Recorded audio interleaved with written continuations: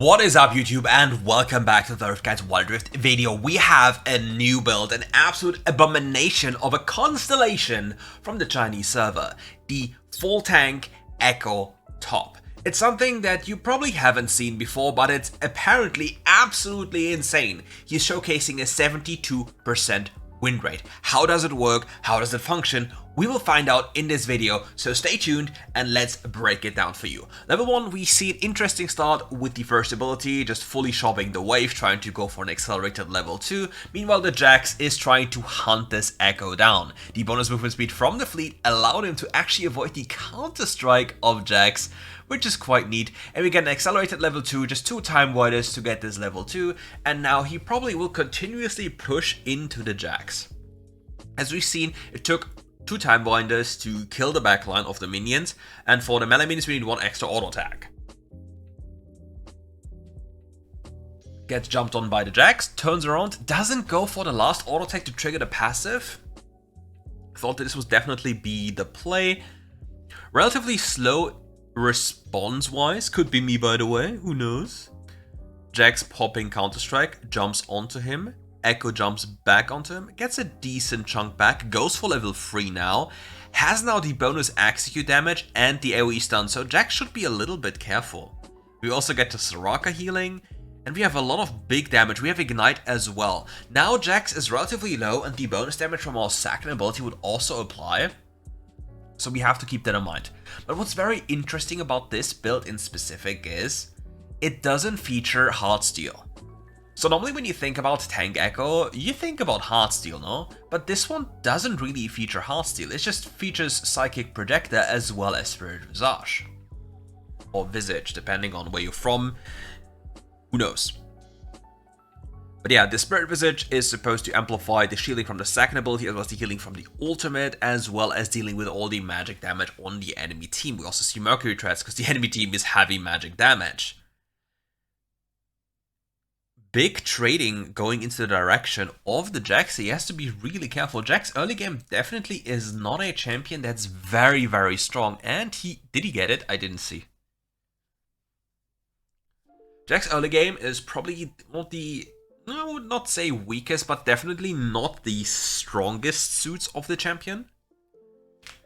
But he should definitely super hard outscale the Ekko. There should be like no world in which the Jax loses. Look at the trading so far. The fleet also helps really much if he gets close to the Jax to refund some of the mana, because I think it's like 8% of the missing mana you gain back when you hit with fleet. So it's definitely a pretty interesting addition towards this, because he's not necessarily looking for more damage, and he uses the ultimate to go back to lane faster. This is such a cheat code for Ekko players that if they know about this, is very powerful to just utilize. Is you can just use your ultimate to get back to lane faster, but keep in mind you're investing an ultimate cooldown for this. However, he might just get the advantage with tempo. Because also Jax didn't really have much resources left. So what Ekko can do now is he can hard push the wave and reset again, without many consequences. You can just one-tap this, he even keeps his third ability. He will now go for a ward, but will he recall or will he stay? He can also look for more plants if they're available, because now he has double plant in the river and in the top side, so he can again play for another ult reset.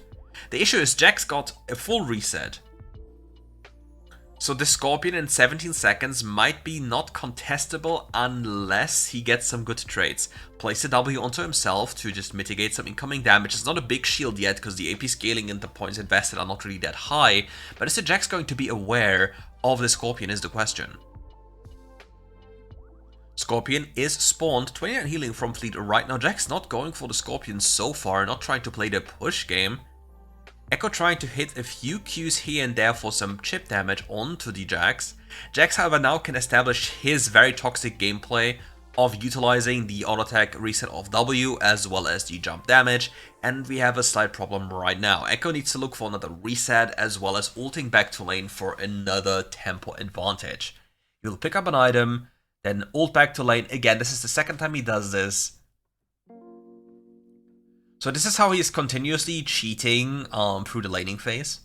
to get like minor advantages over the enemy by investing the ult cooldown. But the entire gameplay loop so far is mostly about pushing the wave constantly, not giving the Jax any chance to go for platings. And with that done, he's trying to mitigate the issue of Jax by also constantly pushing and depleting Jax resources. Depending on how much mana Jax has left, the Ekko might be able to actually chip away on platings consistently, which then delays the scaling of the Jax. But the main issue of this pick into Jax would be that the scaling war is a losing war for you. Because Jax overall is just such a more powerful champion than, for example, Ekko when we look into the scaling department. Nicely placed second ability forces the flash of Jax. We have ultimate coming up very soon. We are relatively tanky, can go in again, popping the ult for reset, and we are out.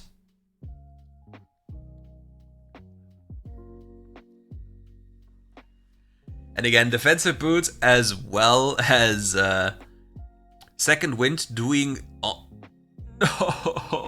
depression. But yeah, defensive boots as well as second wind really doing some work here. This tower will be taken down. The mimics will continue to take this down. I mean, not much will be happening here. This Shen will never kill this guy. Unfortunately, no Sweet Tooth to farm some extra money.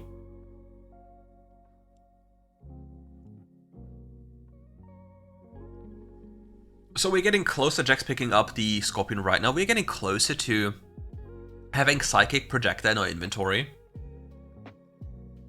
So after this next wave, Ekko can go base again and ult back to lane immediately. If he truly wants to do so, that is.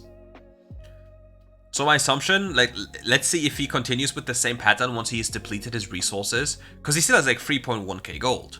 But he's still not going.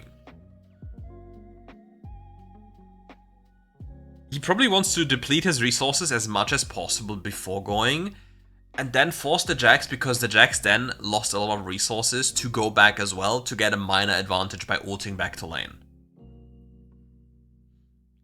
But so far it doesn't seem like he realistically can. Like, he lacks the damage to put the Jax into a spot where he has to fear. Sacred Projector being picked up, and more stats, and we ult back up here. Okay. And we have even more life regen right now with Spectre's Cowl. I think, was it 150% bonus health regen if you get hit by magic damage? Let me check. Spectre's Cowl WildRift. 150% base regen for 10 seconds after taking damage from an enemy champion. So yeah, he has he's the infinite regen Ekko build. Perma shielding, perma sustain, perma everything.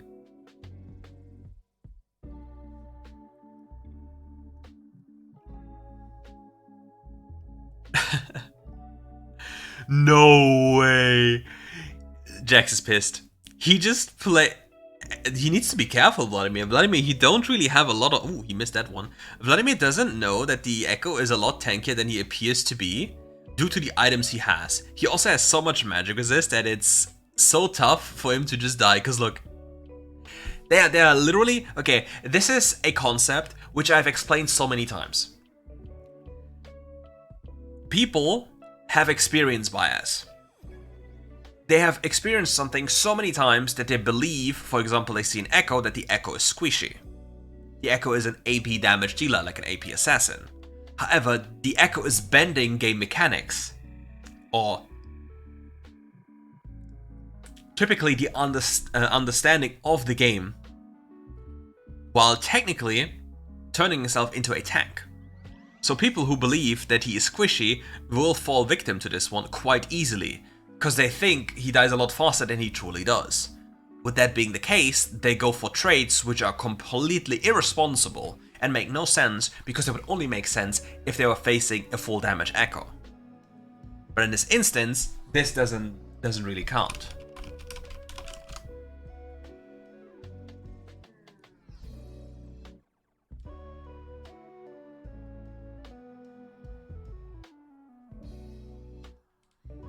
I think this was called the experience bias. It has been it had been a bit of time now, but I think it was called experience bias.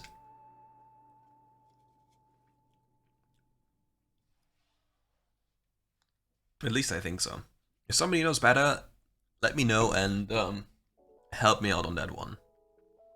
Okay, this is the first time we have seen Ekko not use ult back onto the map. I think other than this, he's constantly utilized this. Whenever we talked about lane, like his lane in specific, he always used his ult for that one. So the question is, what are we gonna see next? There's also some fun shenanigans you can pull by buying, for example, teleport with Ekko. You can teleport somewhere and then just be like, oh well, shit, I'm out, teleporting back to base.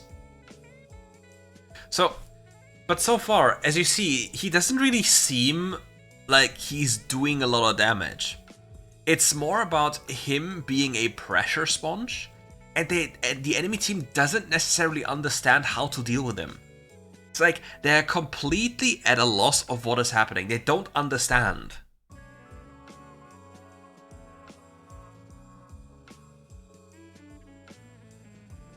They truly don't understand.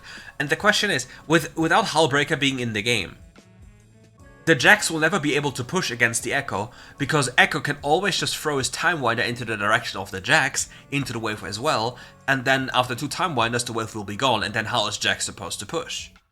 So then Jax is Jax can't push side.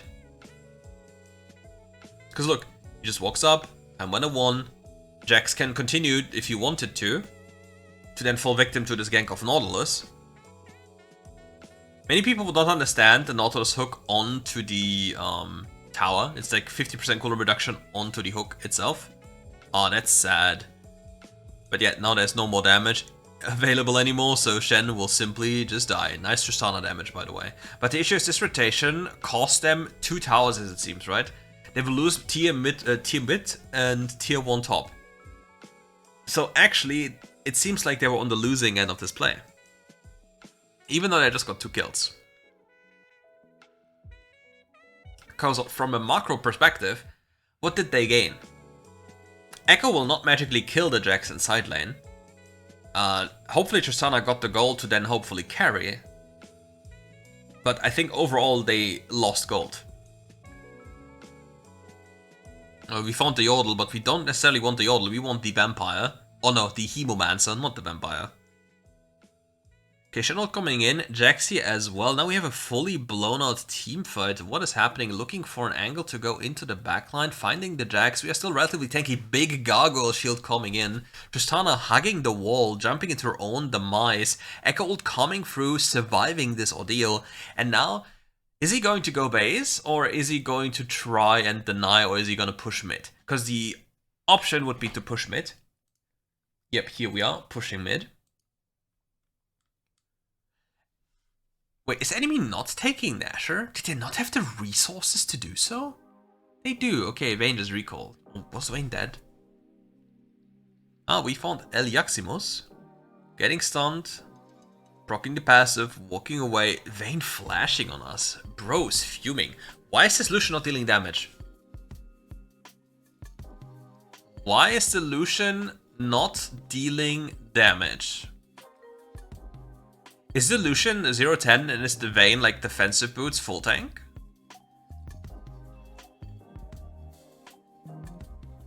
Wait, let me check. Vayne has defensive boots. How does this Lucian not deal damage, bro? What? He must have not crit on, like, every auto attack must have been a non-crit. That's crazy. Okay, Ekko looking for an angle here. I really wonder how he wins. I really do wonder. Because it's not through damage. I guess, honestly speaking, it might be just that the enemy can't really push into this inside. Like, he's mitigating the pressure from side lane, while simultaneously becoming a target for the enemy team. They think like, okay, we kill him, but he doesn't die. And now to add some more damage to the mix, he picked up Lichbane.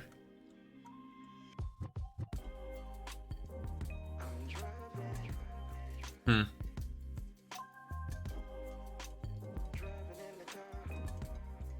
Enemy team has Wit's End. Oh, wave clear of none. Oh my god, the Vayne is so tanky. But Vayne is committing one grievous error, one terrible error. Like, number one, she has plated caps and Wit's End, but then she does the big error. She doesn't have any HP. I mean, yes, she has a Lulu, but I think she could definitely pick something up that grants her HP. Like, for example, a Trinity Force is a pretty good pickup for Vayne in general. Like, how her damage profile functions, what it grants you. Because now she will have a lot of resistances, but not much HP. Like, she only has real HP once she gets Lulu ulted. Because that's, I think, at level 13, close to 40% of Vayne's max HP. Is that roughly the number? I think so. Okay, Vladimir coming around the corner. Pretty angry, that guy. Okay, teamfight happening. Tristana being jumped on, flashes away. Doesn't get counter-strike. Enemy is not really hitting the Ekko. Beautiful stun, allowing the Tristana to do some decent damage. Vayne in the front line, not really dealing too much damage right now. Only the third proc of the Silver Ball deals damage, while the Tristana is continuously Gatling gunning into the direction of the poor enemy team. Ult's back, but no, we don't have mana anymore, so that's why we pick up Redemption, just for more mana, so we actually have infinite mana. That's a big Shen ultimate. Damn. Oh my god, the Shen ult completes, so the Shen will probably die, and the Vladimir falls for the same thing again. Oh, not this time though. Vladimir has scaled enough to actually deal enough damage to deal with that guy. Then we have a 46-second death timer. Don't mind me if I do. Let's skip this. And as per usual, check out their channel in the description below. Milio just knocked that guy back. Get out of here!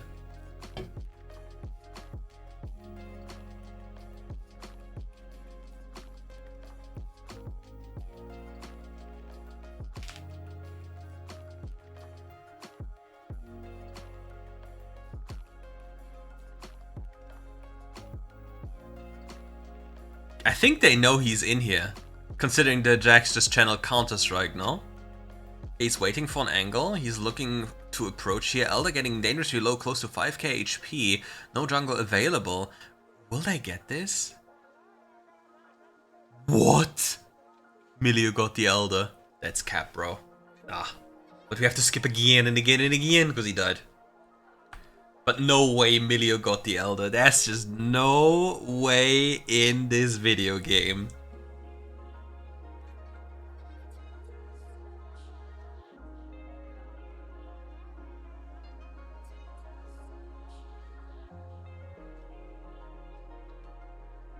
Like, I truly, like...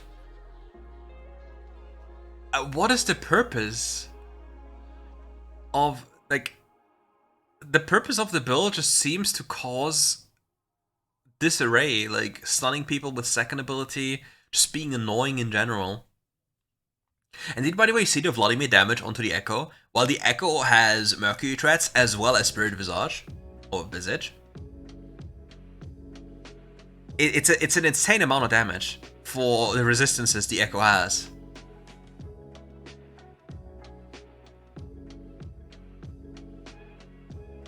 It's just, for me, it's really insane. But how did they win this game? It's impossible, no? There's just no way that they win. There's just absolutely no way.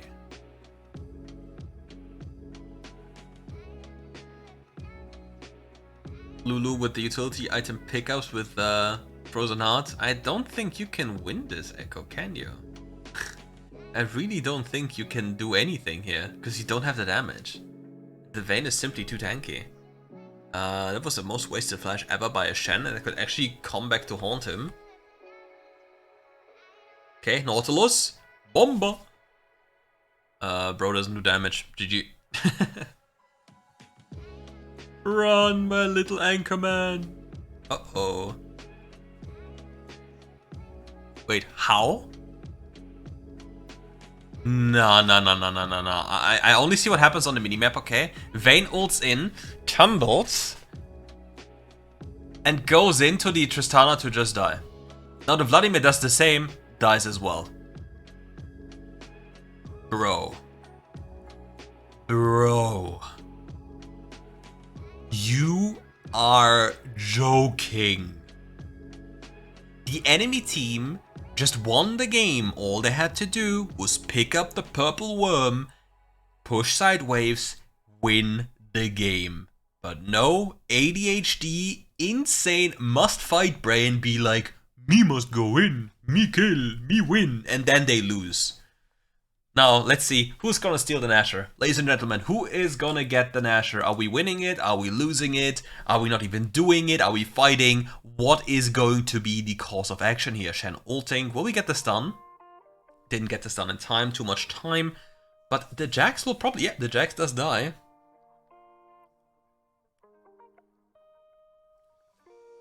Okay, Tristana dead again. Just a matter of time until the Vayne arrives.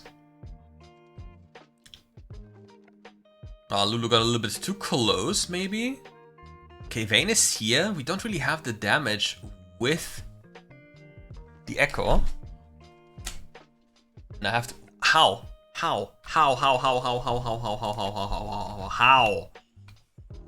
Okay, we go in. We jump the Vayne. We don't really have damage on the Vayne. We kill the Vladimir with the bonus execute damage. The Lulu is 1 HP. Lulu does die. Okay, everything fine. How does the Vayne lose? Oh, she walks into the stun. Okay, there's no way she loses. She doesn't even take damage, bro. What?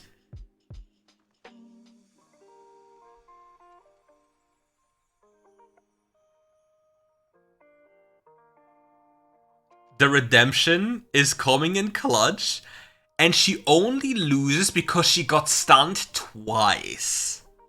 Did she go out of mana? No. I need to see her items. I need to see her items right this moment.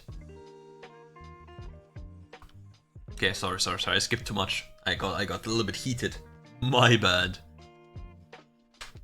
We have the redemption propaganda popping off. Vladimir is taking care of Mr. Lucian. Shen tumbling over. Not tumbling. Taunting over. Will Shen actually escape this? That's crazy. He actually does escape. Enemy also has soul. Ekko now blessed with infinite mana thanks to redemption. Also currently sustaining his teammates. Oh, massive bot wave. That could be a big problem. Lucian... Will he even spawn in time? Okay, we are in the backline. Good stun. We proc the big shield. Gargle was activated as well. Running away, utilizing second ability for good AoE stuns. Elder doing most of the work right now, dealing so much damage. Tristana still left alive. And they kill everyone.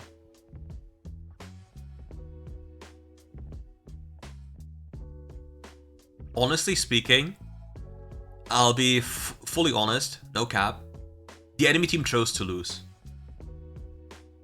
And this entire build only functions due to the enemy's inexperience what to do. Which, this is the important part. I'm not saying this is a good build. I'm just saying he makes it work. And I told you and showed you how it works. Because he's not really a threat, he just works with CC and being a pressure sponge. But yeah, that's actually crazy. It's still crazy. It's still... I like the approach of like a complete different approach. So I find it really cool. I don't think it's good. I just want to take a look at it and share this with you as well. And I hope you enjoyed this and my honesty. Maybe next time I'll use more... I'll draw on the screen. So we have a little bit more info to share with you. And yeah, that's crazy that I lost, I can't believe it. And yeah, that's it for today's video. Thank you all for watching. If you enjoyed the video, leave a like, subscribe to the channel, and it would help the video a lot if you leave a like and comment on the video. as per usual, thank you for watching, and see you soon for more RiftGuides content, my friends. Also, I was planning to stream this weekend. I think, let me check. I think this is going to be the 12th or something. Anyway, we'll see each other there. While being running down, having a beautiful time after not playing for some time. Tier lists will continue soon when I play a bit more. Stop doing them for now because I didn't play too much. But yeah, well, not much has changed. And we'll see each other for more tomorrow. Bye bye.